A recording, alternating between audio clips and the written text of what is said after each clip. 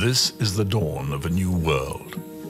A world where millions of online transactions are managed and routed through global networks every second of every day. A world where cybercrime has become more prevalent than ever before. This is our new world. Cybercrime has racked up over $1 trillion in annual global losses per year, and there is no organization today immune to the threat of a data breach. Cybersecurity and data theft have heightened in recent years and are affecting millions of people and thousands of businesses every day.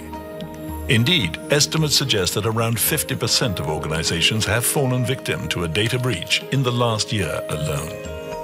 Nothing and no one is immune. Credit card data, financial data, intellectual property and personal information are all at risk from cyber attacks. The world has changed, and that's why we are fighting back against cybercrime. Cognosec is a global leader in cybersecurity and has helped enterprises all over the world protect their businesses against the rising tide of cyber threats. We specialize in penetration testing, application security testing, and social engineering, giving organizations unique insight into where their weaknesses may lie.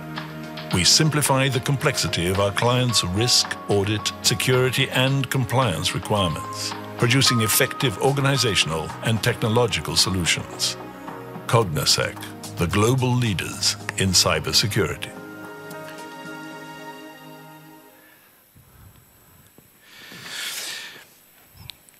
Cybersecurity is a topic that you can pick up in every single daily newspaper around the world today. As an investor, particular, this sort of strand needs to also recognize your interest as an investor in any of your other investments that you might be considering making today. It doesn't matter whether you're investing in a furniture company or an IT company, all of them relate and have cybersecurity issues and concerns today. I'd like to share with you just a couple of high-level views as to what cybersecurity and Cognosec can actually cover. As a company, people are so concerned about the financial concern that relates to cybersecurity today. You hear about people stealing money out of a credit card, but the biggest concern that we see is actually a company's reputation. If you as management or as a board or even as an investor fail to recognize the vulnerability of your reputation, then you're underestimating cybersecurity and how vulnerable and quickly that could actually change. We see on a daily basis how companies become vulnerable and victim to situations that could have been controlled, whereby immediately and overnight they get concerned over potentially losing all of or entire businesses that they have. The intellectual property, the technical, the staff element of business is actually some of the key concerns, not just the technical access that predators might have on a company. Some of the highlights of what Cognosec is all about is specifically managing and maintaining the risk factors associated with this sector. It is enormous. It's not just a bunch of technical guys that are looking at your networks or your operating systems or the applications that you run. This extends to all of your personnel, how you manage them, how you engage with them, how you do their background checks, how do you disengage with an employee. When he leaves, are you changing their passwords? It's always the weakest link in any organization, in fact, the employees. Cognosec, as a whole, focuses on a multi-product company. So from a solution point of view, we are agnostic to any industry. We have a solution for every single vertical that's available in the market. We service multiple companies within those sectors, whether it's government, healthcare, or financial services. The company is global, and we'll talk about some of those licensing requirements that are in fact required in order to operate at a global level. Our financial growth of the company remains organically very strong. We will see some of those elements as well. And the key element of what Cognosec is about, and specifically what we aspire to, is creating an acquisition platform in order to acquire some further acquisitions that will add more products, that will bring us into new geographical regions, and also add technical skill to the company. The company listed on the 22nd of September this year, and we are all excited to be part of NASDAQ First North as it is here today. I can throw a lot of statistics at you today, how many people have been compromised, etc. We can spend days talking about this, but probably the last statistic over there, which is a 144% increase of known incidents of companies that have been compromised. We see that escalating. We see that continuing. Why is that important to us? Well, I think there's an awareness that people need to take into account.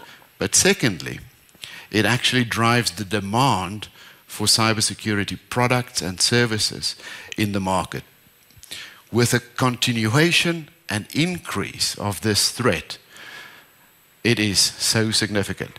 We've all been following the election in America and how the Russians played an alleged role in the hacking of emails of both the White House and Hillary Clinton. This is a day-to-day issue. It's happening at all levels.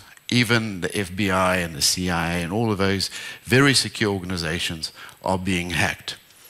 So from a global awareness point of view, I think governments need to do a lot more, but for us as an opportunity, the demand is quite significant, and we see that increasing every week.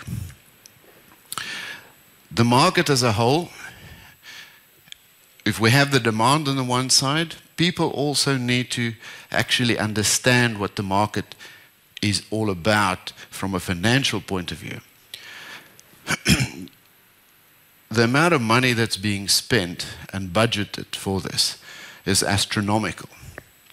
The sad thing is when you deal with government budgets, the process in establishing all of that would take years. People don't take cybersecurity serious enough. They don't recognize the impact that it would have on the organization.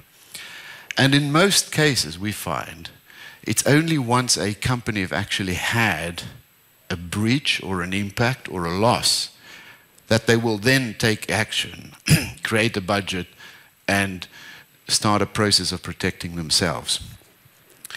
The last number over there, which relates to JP Morgan, that's now actually been upscaled. Their budget for cybersecurity was $500 million. It's now actually more than $1 billion just for their own cybersecurity protection of that organization. From a market point of view, whatever statistic anybody could put out there for you, it's got an upward trend.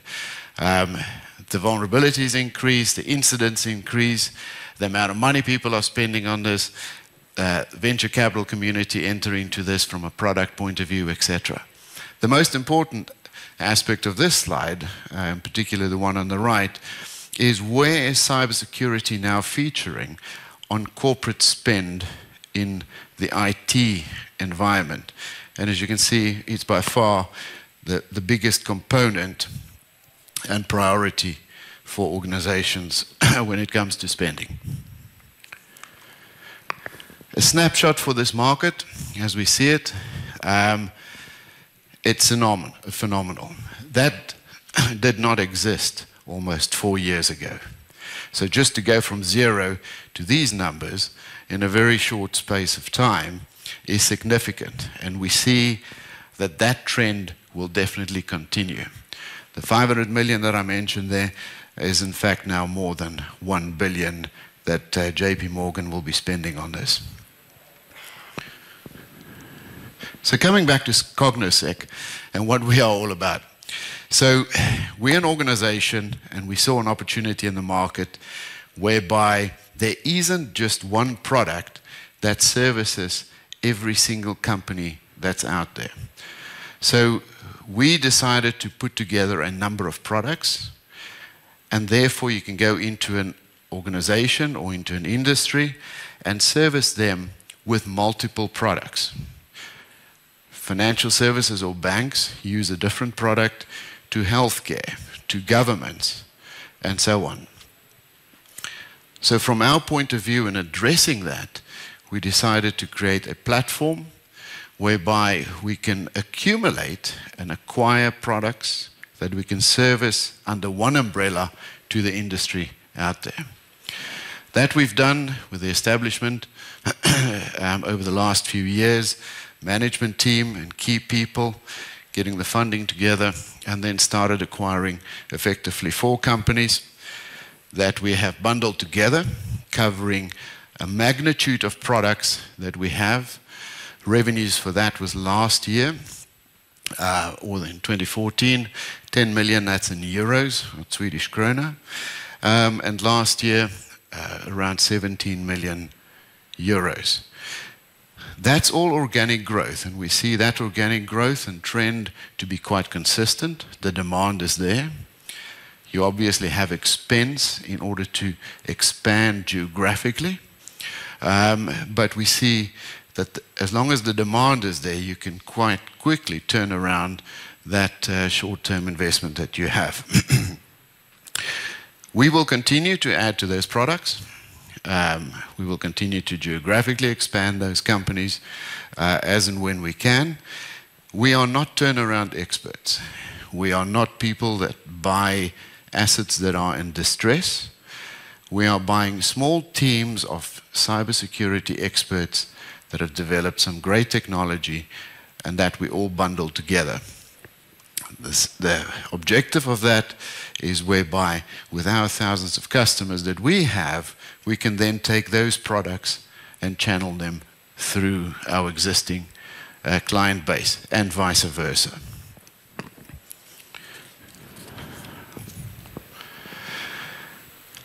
This is one of the most key elements of what Cognosec is all about. You would have been very familiar with dealing with banks, financial institutions, your brokers, lawyers, accountants. They all need to be licensed within the jurisdiction in which you deal with them. Right? A Swedish lawyer cannot practice in Germany, nor can he do in the United States, unless he is specially qualified to do that. In the world of cybersecurity, that applies as well. So there are regional jurisdictions where people and companies need to be licensed in order to operate. We are one of 20 companies globally that have that full certification suite that can operate. Why that is important is from a multinational company point of view. You are able to service the multinational in Australia, Canada, South America, and in Europe with one engagement that you have in the organization. It's difficult to get. It takes about 2 years for an individual to get that certification, and the company itself takes a couple of years in order for that to get its certification as well. It's a high barrier to entry. The individuals and people and companies involved with us are vetted and very, very specially trained.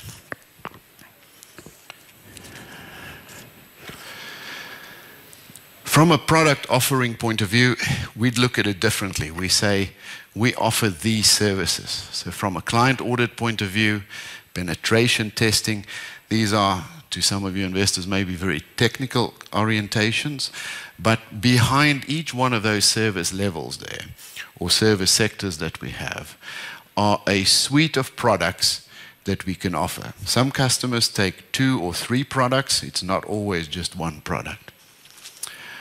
A small selection of some of the customers that we have some significant banks that we have. We have a big focus in Africa. We see the attitude towards technology in Africa as being very strong, and also the budget availability for technology spend is certainly there. Cognosec, in essence, is divided into two segments: a service or advisory service, and then a product set. 80% of our revenue comes from products. It's a license. Every year, you just send a new license request and renewal. So it's recurring revenue. Our contracts are typically between 3 and 5 years with our customers. And the advisory side of it is where the expertise effectively come together. What type of product do you need? What do you need to implement in order to protect your company?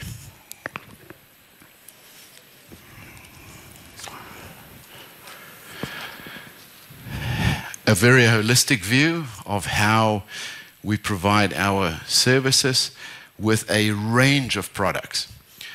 The essence of that is a lot of companies with a single product has a single point of failure. If your product fails, all of your customers fail. We took a different approach to that. We say we want multiple products. We don't own all of those products, but we have exclusivity in a lot of regions around the world with most of our products. We've come onto a slide just now where we've been awarded a Intel Platinum status for cybersecurity. We're the only company with that particular status as it is today.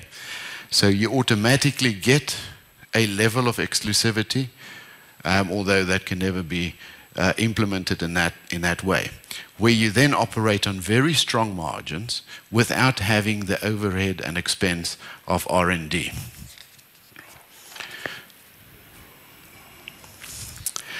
Some of the names, and I'll come on to that in a more clear slide. The accreditations we talked about, just to give you a flavor of what this means.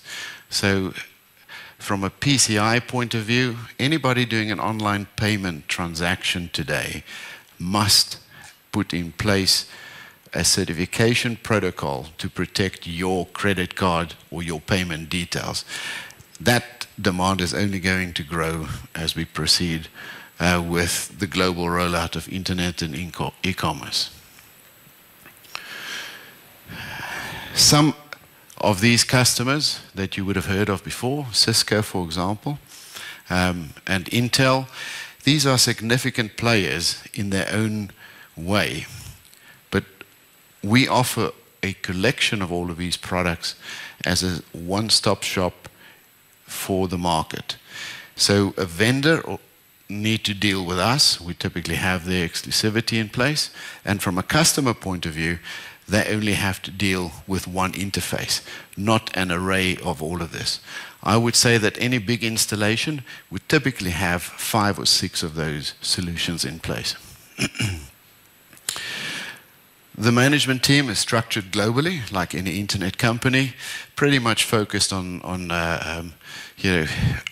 headquartered out of London, our holding companies here in Sweden, operating in Dubai, Kenya, Johannesburg, in South Africa, and also Vienna.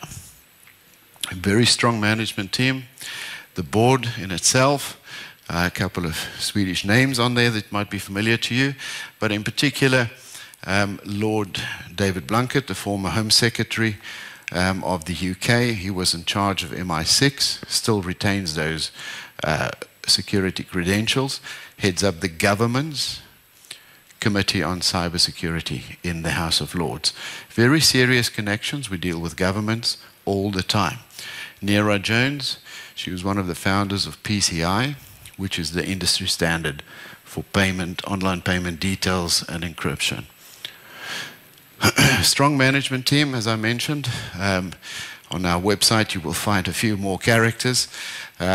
We have, as part of that extended skill set, the guy that hacked the CIA and the FBI when he was 16 years old.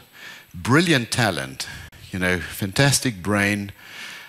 Yeah, obviously this guy has been rehabilitated and is part of our team. And when you go to a customer, serious bank, etc., that's the type of person that they want to talk to. We have people that are technically better than him, but they want to talk to someone that have actually done that work, right? That have actually hacked into the CIA, etc.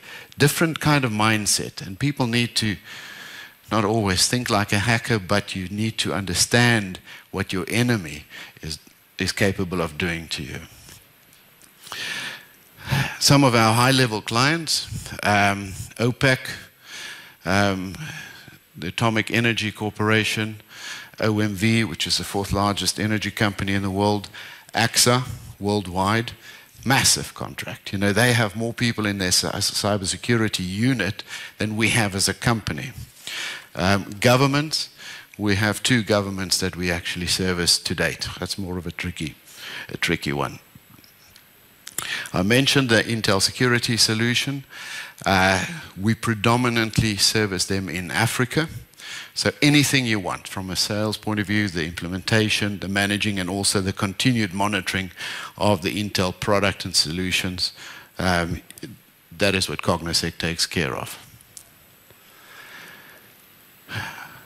On a financials point of view, refer back to the previous slide where we see the organic growth of the company, typically between 40 and 60% that we anticipate just organically. But the real impact of the business comes when we activate the acquisitions that we have lined up now that we are a listed company and that we seek to execute in the next couple of months.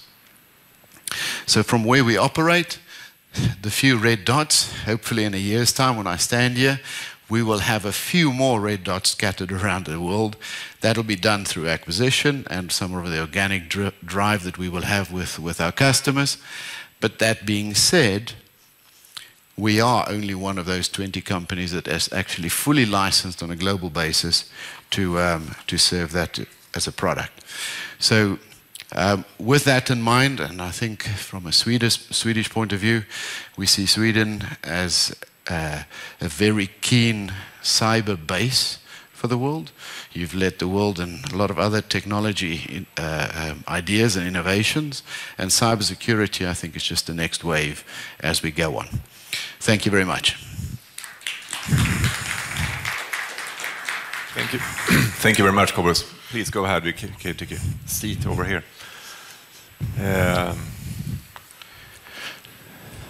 I think that you could give us some flavor about the history of the company, because your main client base is that in South Africa, and you have started that's where you start from, and you're very big in that region. I think, as mentioned there, Africa is a big opportunity for us, and one of the acquisitions, one of the 4 companies we bought is actually based in South Africa. They have a good, long-standing reputation in Africa. And in South Africa specifically, they service 4 of the top 5 banks in South Africa. That's a big... it's a very good platform to big reputation issue to have. And a lot of... We see the rest of the banks in Africa, which are technology pro, see that as a good example to follow. And after that, you have started to get into Austria and UK and Sweden, I suppose? We are now based in Sweden as well. Yeah. We have started a sales team over here. Catella Bank is actually one of our first customers over here. And we are, in some cases, looking at an organic expansion, and with the IPO that only launched in September, we had a demand for the product in Europe. So what we see is out of Austria, we have a high concentration of our skill set based out of Austria.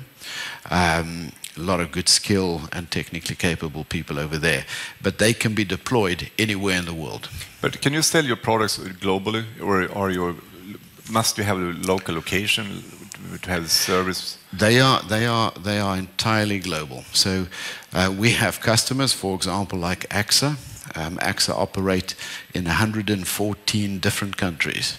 So we service them in all of the locations where they are. But we do that on a remote basis. You know, you manage and you are able to monitor that situation entirely from a local base. Because I don't think that you mentioned that, but you have network operations centers that are global, covering the clients' security threats all around the clock, 7 days a week, and so on. We do. That's part of the. It was one of the slides where we had the eight service lines. It's the monitoring, a very key thing. We are monitoring the customers on a pre-detection basis. We tell them when something goes wrong on their system, and that's 24/7 a day, a week that happens. Do you have any questions from the audience? I just wonder, where do you think that you're going to grow in the future? Do you see any specific companies that you are targeting right now to acquire, or can you elaborate a little bit about that? Certainly, you know, and of course with some sensitivity to the listing, we are confident that we are able to bring more companies to Cognosec. As I mentioned, this is a amalgamation of just 4 companies. We have a very strong pipeline of other acquisitions, and those acquisitions are determined on one of 3 things. One, either they bring additional product to the group. Secondly, we need to be in a specific region. For example, the Americas. You know, it will be good to have a base in America, and instead of starting that up organically, you actually buy a company that you have a presence with. And the 4th one is, of course, from a revenue point of view. My background in one of my other businesses, which is online payments, where I have accumulated around and acquired 18 companies over the last number of years, has always been on a formula of profitability.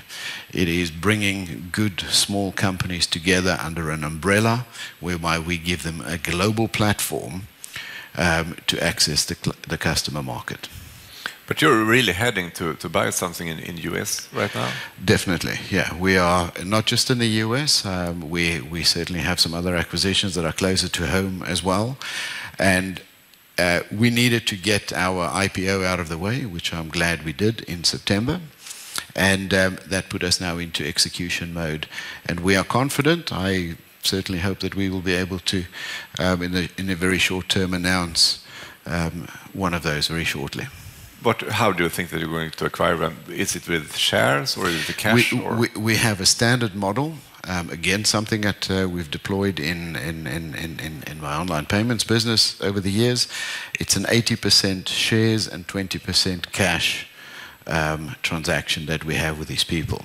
It brings with it the entrepreneurs of that business. They are the ones that bring the innovation and the continued understanding of this market, which is a really scarcity. You know, if you want to look at the cons of this particular market, many pros: high growth, significant demand. Every company needs cybersecurity, but the amount of people that could actually service this is really very difficult to get. And the last question about the valuation of the company, because when you compare to other companies in the area, you would like to have more like a product valuation instead of an IT consultant valuation, I suppose. Yeah. Yeah. So you're clearly into products, aren't you? 80% products, 20% services, and so on. And that will continue at that level, or? Entirely. You know, I think, you know, 2 questions in your thing there.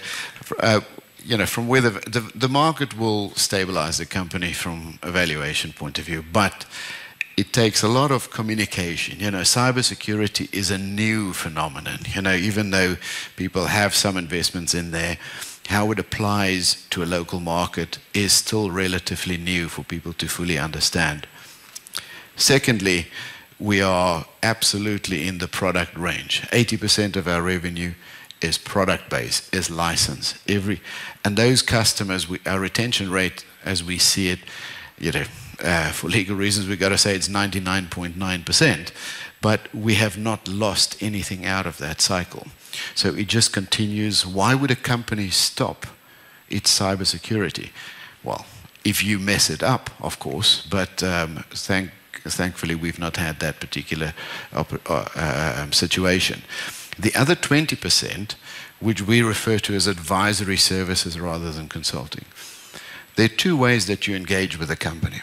When they have a problem, so when something goes wrong, Home Depot in the United States is an example. So what happens? You know, that needs to be fixed and brought under control. That's a team of experts that come in and advise of how to immediately fix that. We then have on the other side of the equation what we do with OMV, for example, the fourth largest energy company in the world, or AXA, is the whole advisory thing of how all of their operations in IT and everything actually operates. It's a serious amount of people that you advise, but what they're advising on is also the product set, which is obviously part of the company. Exactly. Okay. Yeah.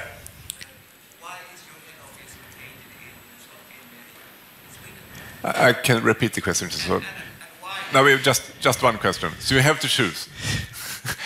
Why are you located in Stockholm? Why did you choose Stockholm? So to be close to NASDAQ, I think from a cybersecurity point of view, we needed to be a public company. When we deal with governments, when we deal with such big organizations, they want to have the transparency. They want to know that there's a public company level of corporate governance deployed. And we favor NASDAQ. I think from a technology point of view that works, number one. Number two, as I referred to just at the end of my talk there, Sweden is referred to and seen as a very technologically advanced region versus Mexico, right? So if I had listed in Mexico, that really wouldn't make any sense. So we certainly saw that, but we're a global company. You know, we run it from everywhere. But Sweden NASDAQ is an important component for us. It also gives us flexibility within the NASDAQ framework, you know, to scale and move from one exchange to the other one, because you're part of 8 exchanges on NASDAQ. Thank you very much, Cobus. Thank you. Thanks. Thanks. Thank you very much.